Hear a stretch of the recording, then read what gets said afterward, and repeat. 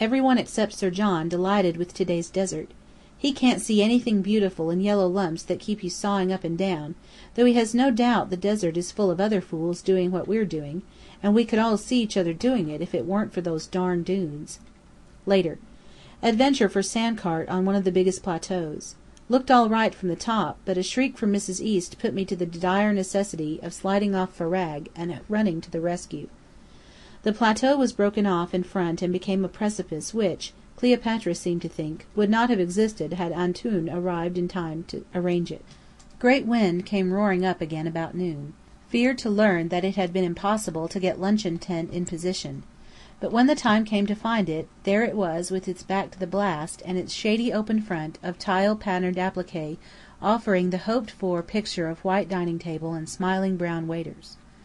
While we lunched, the fierce gusts striking the back canvas wall were like frightened flappings of giant wings, and the beating of a great bird's heart. Otherwise we might have forgotten the elements as we ate, save for a slight powdering of sand on our food. But even that wasn't bad, if we selected only the port side of our bread and chicken, leaving the windward bits to the Arabs. Our night camp was in shelter of the two vast dunes which hide the ancient city of Bacchias, now called el Adel, where we found Antoun awaiting us.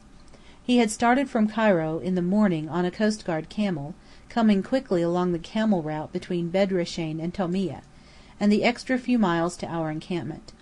Before we arrived he had sent the camel back with the mounted Arab who accompanied him, and somehow the camp seemed all the smarter and more ship-shape for the presence of the handsome Haji in his green turban. The Set are all extremely interested in him, and, on hearing my version of his history, sketchily told, have taken to calling him the Prince. Enid and Elaine almost fawn upon him in their admiration of so romantic and splendid an addition to our party, a real live Egyptian gentleman, with enough European blood in his veins to justify nice-minded maidens in cherishing a hopeless love for him, when he has safely vanished out of their lives. Mrs. East made Anthony pick up prehistoric oyster shells in the desert, between flaming sunset and twilight, when the sky became a vast blue tent hung with a million lamps. And at dinner she was not nice to Enid and Elaine, who admired her hero too frankly. She has developed an embarrassing clearness of vision as to other people's former incarnations, especially their disagreeable or shocking ones. "Ah, it has just come to me!" she exclaimed, her elbows on the table, looking dreamily into Elaine Biddle's face. "You were Xantippe. I knew I'd seen you somewhere."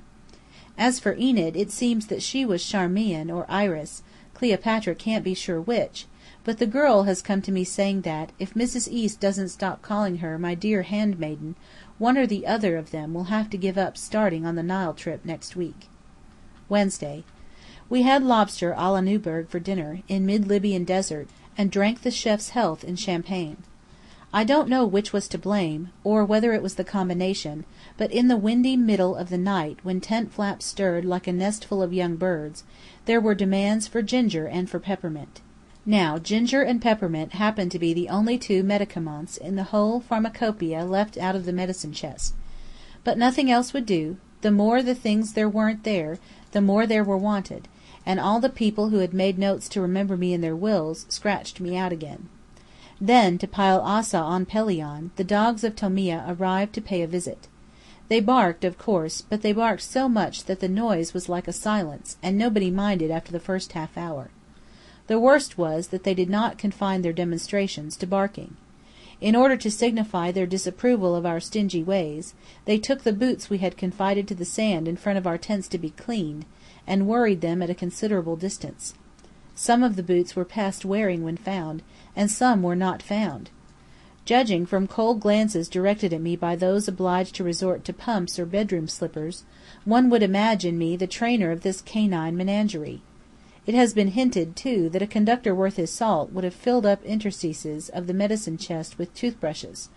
Several members of the party forgot to pack theirs in moving camp, and now they are the property of jackals. A stock of toothbrushes is the one other thing besides peppermint and ginger and hot water bottles that Slaney and I left out of our calculations. Still, I do think that bygones ought to be left bygones. Anthony is the hero now, because it occurred to him to buy in Cairo flannelette nightwear, male and female, of the thickest and most hideously pink description. Had these horrors been suggested at the start, they would have been rejected with fury in favour of lace and nain sook, but the combination has made success fou, at a crisis when vanity has been forgotten, and the girls are employing their prettiest frocks as bed covering. Another day. Have now forgotten which, or how many we've had. This is Anthony's hour, but he may take such advantage of it as he chooses. I'm indifferent. On top of my troubles I've contracted desert snivels. Whether the habit of using sand for snuff has produced the malady, or whether I've caught something, despite the tonic air, from nomads or oasis dwellers, all of whom emit a storm of coughs and sneezes, I do not know. All desire is to use this grand opportunity of taking Cleopatra's advice and winning Monny's love, for once she's neglected by others, has died within me. My one wish is to keep away from her and the rest, except perhaps Biddy, and suffer alone like a cat. Biddy has got desert snivels too. It makes another link between us, like the memories of our childhood. We swap stories of symptoms. Both feel that sense of terrible resignation which desert babies have when their eyes are full of flies and no one takes them out. The sky lowers. Big black birds flap over our heads like pirate flags that have blown away. They are the vultures which used to be sacred to Egyptians, and seem to labour under the delusion that they are sacred still. The sand blows into our back hair, and the Arabs make scarves and veils of their turbans. Apparently these Muslims never say any prayers, and the Candace people feel they've been cheated out of a promised sensation of desert life. The only religious thing the men do is to bawl Allah when they lift the heavy, rolled-up tents onto the camels. People are beginning to grumble about their meals, which at first seemed to them miracles of culinary art.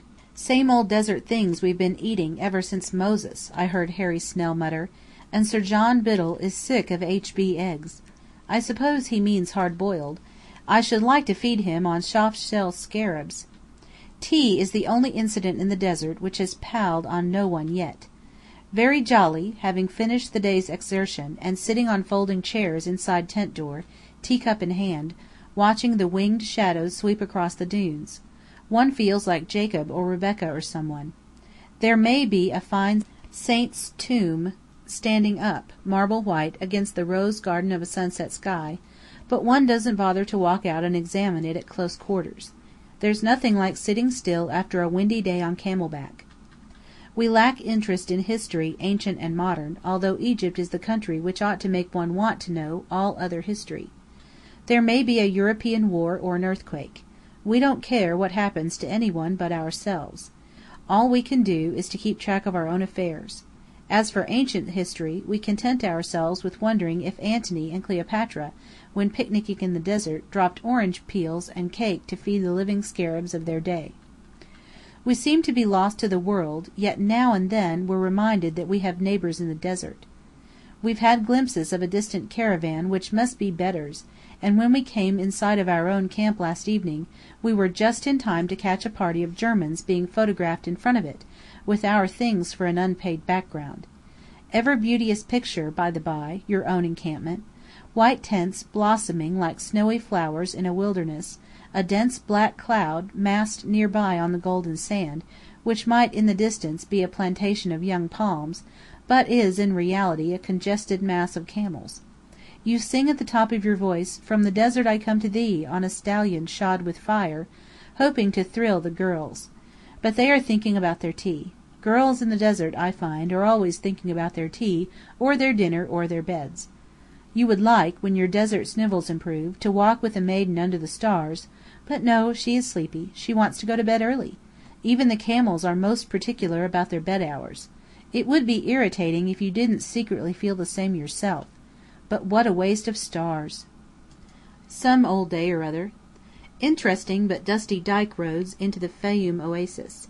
Everyone enraged with Robert Hichens because Belladonna's Nigel recommended the Fayoum.